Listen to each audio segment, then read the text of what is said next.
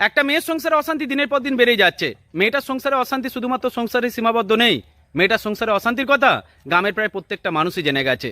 তাই মেয়েটা ঠিক করেছে গ্রামের 10টা ভালো মানুষ নিয়ে স্বামী স্ত্রীর অশান্তিটা মিটিয়ে নেবে। যেমন কথা ঠিক তেমনই কাজ।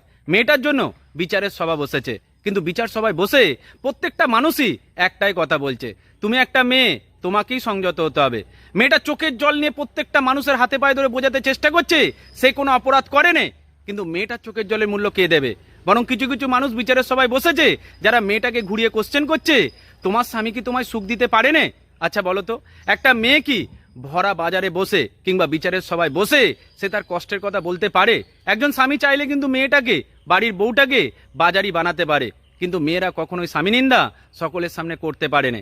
আর এই জন্যই বিচারের সবাই বসে বেশিরভাগ ক্ষেত্রে মেয়েরাই কিন্তু হেরে যায়, স্বামীরা জিতে যায়। তাই তুমি একটা মেয়ে হয়ে থাকলে তোমাদের স্বামী স্ত্রীর অশান্তির জন্য কখনো গ্রামের 10টা লোক নিয়ে বিচারের সভা বসিও না। তোমার স্বামীকে যদি তোমার পছন্দ না হয় তাহলে ডিভোর্স করে নাও, তাতে তোমার সুখ থাকবে। কিন্তু গ্রামের 10টা লোক নিয়ে তুমি যদি বিচার করে স্বামী স্ত্রীর অশান্তি মেটাতে চেষ্টা করো তাহলে তোমাকেই সবাই বাজারি বলবে, তোমারই চরিত্র হরণ হবে। এটাই সত্যি। ভালো থেকো বোন, ভালো থাকবেন প্রত্যেকে।